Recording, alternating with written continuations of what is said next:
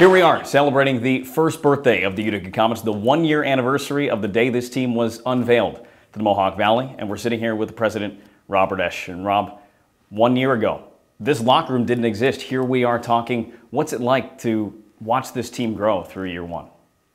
I think it's been amazing. It's been a terrific experience, not only from a personal level, but I think for a community level. My family's enjoyed it, the community's enjoyed it. You know, I think our staff has enjoyed it, and I think the players have enjoyed it. So overall, it's been extremely successful.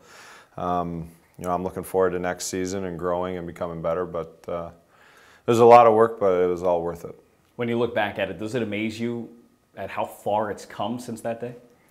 Yeah, it does and it doesn't. I think, you know, we did a terrific job of getting out of the way of ourselves, you know, from a lot of different levels, and we accomplished some great feats here. And I think that, you know, to a man, each one of us really put in all their time and effort to make this happen. There's a lot of volunteer work that went on for the last 365 days that, you know, people sometimes don't take notice to, but I certainly do, and I'm very proud of what we were able to create here.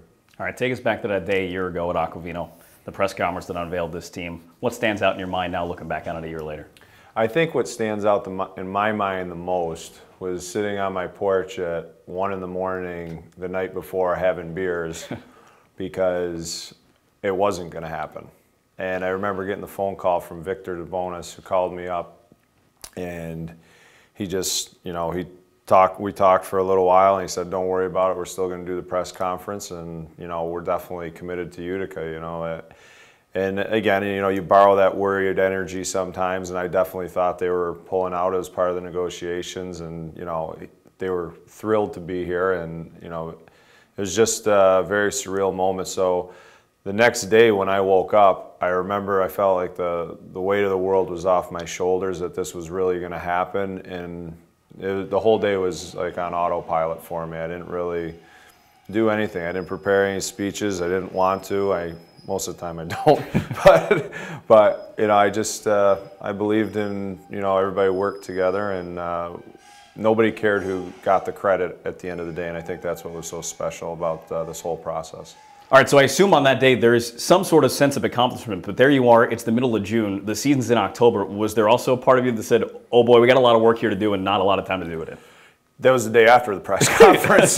The day after the press conference is when the panic attacks came, the anxiety of, you know, you can only baffle them with BS so much. You know what I mean? Eventually you're going to have to, you know, live up to your promises. And again, it was a different collective effort from a different type of people.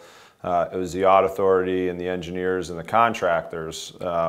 It was their turn to step up to the plate, and they did do that. And they worked around the clock. It was a terrific working relationship with the audit authority, the engineers, the contractors, and they knew how important it was to the area. You know, it wasn't important to, you know, our group, the Comets. It was important that this gets off the ground and we don't leave another scar on the face of Utica. And it was amazing to work, you know, hand in hand with them on a daily basis. And I think it was something pretty special. All right, so June 14, 2013 is the day the Comets were unveiled, the anniversary that we're talking about. But that's not when it began for you and the work, the volunteers, the politicians, all the people that you work with. When did this start for you? Well, you know, I joke about it, but it started, you know, over a couple of decades ago when the Utica Devils actually left town. I think it was a very sad day for our area as a whole. You know, at that point in Utica's, you know, 200-plus year history, we started to take you know, that losing attitude to heart, and you know, we lost some key companies. Griffiths Air Force Base left. Martin Marietta or Lockheed Martin ended up leaving, and you know, there's just a lot of losing going on in our area at that time. And I was just a kid, but looking back on it now, it's easy to connect the dots because the last 2 decades, you know, we weren't, you know, that proud of a city. But I think when the real work came was, you know, 8 years ago, me and the mayor at the time and my business partner at the restaurant, Alicia Dix, we got involved in what it would take to get this building alive again with an AHL team. A little premature, I was still playing for the Flyers, but a lot of the groundwork and the kind of starting to formulate a vision of how it would work started about 8 years ago. And then we moved into, fast forward, my career's over. I got nothing to do, I'm bored, so I basically started putting together a business plan and taking out a budget for 6 years of how this could make sense, because there's a lot of explaining to do. You have to explain to the AHL, to Dave Andrews, the commissioner, and the rest of the board, you know, how is Utica going to make it? You know, no other pro team has made it here before. You know, the Devils picked up and left. You know, why is this time going to be different? So you have to explain that to them. You have to explain it to politicians. You have to explain it to business leaders in our community. And it's an ongoing cycle. And, you know, that's the reality when you've had so many scars on your face and so many failures. It's hard picking up that ball and running with it again. And I think, you know, the group together with Pat Donovan and Frank Duross, you know, they really stood by this, and in all seriousness, or all defense to the politicians, you know, throughout this country, you hear good, bad about politicians. Well, ours are all at the table. And I think, you know, a lot of people will tell you, you know, it's not easy to get all the politicians at the table, but every single one of them, from our senator, assemblyman, county executive, and mayors, both Utica and Rome, are at the table, and they're trying to make this a better place for tomorrow. And that was a big part, because we couldn't have done it without money. You know, without money, this project doesn't exist. And, you know, we weren't going to go to the city or the county and ask for money, so it came to going to the state. Then you get the money, somebody's got to front that money.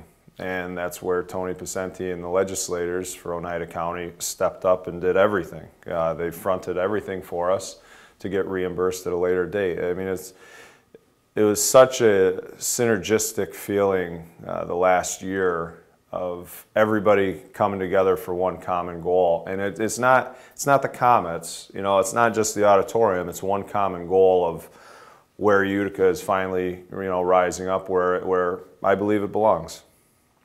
So it sounds like you had a lot of convincing to do to a lot of different people. What did you say to them? Why is it different this time? Because we've seen it. It is. How did you know it was going to be different, and what is different? I don't know. I think I had a lot of convincing of myself to do. You know, as I started putting the business plan together, and you look at numbers, you know, they were surprisingly realistic numbers. You know, and I had a lot of, you know, I don't want to make it sound like it was me that was doing it. You know, like, clearly I understand, you know, the project, and I was, you know, a big driver behind it. But, you know, I bounced this off of some brilliant people in our area, and I think, you know, even their eyes were open. They're like, wow, this actually does make sense. You know, because it was never about the Comets, it was about a bigger plan, and it's always been about a bigger plan. I mean, still to this day, this is just, you know, the proverbial, you know, tip of the iceberg. So we look at it as we have a lot of work to do, a ton of work, and you know, but it was an eye opener, I think, for a lot of people. You mentioned that when this process started for you, you were still playing for the Flyers. Mm-hmm. There are a lot of players that, when they're going through their playing days, are watching the coach a little closer, the general manager a little closer, with an eye on hockey operations. Were you watching some of the business things going on when you were playing? Was that cognizant in your mind when you were going through your playing days? Yeah, that's probably why I'm not playing today. Should pay a little more attention on the ice. I'm only 36 years old. I should be playing still, but I did. I've always had, you know, I've always looked at, you know, I was very fortunate. My father was a truck driver, and we're a very blue-collar family. And, you know, I was brought up with the mentality of treating the principal and the janitor the same way. So a lot of times there's a separation between the players and the working staff of NHL operations or AHL operations, or any operation for that level when it comes to sports. And, you know, I was always extremely friendly with them, and I saw the, you know, the pitfalls of, you know, some of their undoings, and I saw, you know, the successes. Like being in Philadelphia was amazing for me. It was such an eye-opening experience because they were such a professional organization. Everything they did, Mr. Snyder all the way down, and they still do to this day. They're, you know, massively successful, you know, business. And And that's kind of what I did for years. I mean, you know, you always pay attention to, you know, when you sit and listen to people, you learn a lot about stuff that you might not even be looking for. You have a unique background when it comes to this organization, and that's one, you grew up here in the Mohawk Valley. Mm-hmm. Two, you're a player. You played at the NHL, you played in the Olympics. But three, I know you're a history lover too. How do you blend that all together? Because it seems like you're using all of that to do this. Oddly enough, I wasn't, you know, I didn't know a lot about history until I moved over to Russia. You know, when I lived in Russia, there was the good and the bad. The good being is that I had a lot of time to myself to read, and I became obsessed with reading. So, and I can't read novels. I can't read you know, kind of the fiction stuff out there. So I really got into World War II, and then when you got into World War II, I got into World War I, and then I was always finding myself going further and further back until I got into theology, and then I knew I had to cut it off then. I was like, okay, this is getting crazy. So, but I did. I do have I like to think maybe a good handle on history, and I think that this area has this area has a great history, a very profound history, and I think I hope that in the next short few years here that stuff starts to come out. I saw you a few minutes after the last game of the season, and I could see it in your eyes. Those last minutes when this crowd was on its feet chanting, the minutes that followed after the game was over, that was special for you. It was. It was very special. That was probably my most proud moment that I have of Utica. And the Mohawk Valley, the region, everything. I clearly don't want to sound so parochial when I talk about just Utica because it is a region thing. But you know, for me, it was really special hearing the crowd chant Utica. I mean, the players to come to your city. I mean, I've always said it's a privilege. You know, it's not a right to have an AHL team in your city. I mean, there's only 30 of them in across North America, and we're very fortunate to have an AHL team here. But to see the players, how they've embraced the city, is more special to me because I didn't see that coming. And then to see the fans embrace the players and the culture that we were starting to create was, you know, I mean, it was just, it was very surreal. Did these fans exceed your expectations this year? Yes, yep, very much so. And next year, you know, it's even more so. We came here, we had an idea that it wasn't going to be about hockey. It was going to be a social atmosphere that we were trying to create. We were trying to create something that was just bigger than hockey. Although hockey was a big, you know, cog in the wheel, we want to create a social atmosphere where people would enjoy coming out at nighttime, or, you know, during the day. They would enjoy getting out of the house and be proud of where they're from. And I think we did that. We started to create a culture that was very special. And there's something to say about civic pride, I believe. I believe that it's a big part of the quality of life. And I think that that's why a lot of businesses go to great cities. You know, it's easy for a business to go to an Austin, Texas, or a Nashville, or a Chicago, or a New York City, or Boston, because one, there's a lot of civic pride in those places, and it's, you know, it's a great atmosphere. And I think that through sports and entertainment, you can do that. Aside from that last game of the season, do you have some favorite memories that you had throughout that first year? I mean, it might not be during a game or even anywhere near the ice. When I saw Patty Conacher, when I saw Lawrence Gilman, you know, being recycled back into that hockey community again as being overseas for the last 5 years, playing in, you know, Russia and Switzerland and Belarus, you know, it was really special to see Patty. Patty was a boyhood idol of mine when he played for the Utica Devils. Later on, he became my assistant coach in Phoenix, and I've always put him on a pedestal, and I still do today. He's a terrific man, and it was terrific to work with him day in and day out and see how, you know, he carries himself and walks through life. I mean, he's just a terrific man. And then Lawrence obviously signed my first 2 NHL contracts. He jokes about it, you know, he gave me money back then, now I'm giving him money, you know, so it's come full circle. We're here headed towards year 2, on the cusp of it. What are you looking forward to most here in the second season? My big goals for next year is a summer filled with construction. I'm really looking forward to taking care of this building and keeping the integrity of it sound.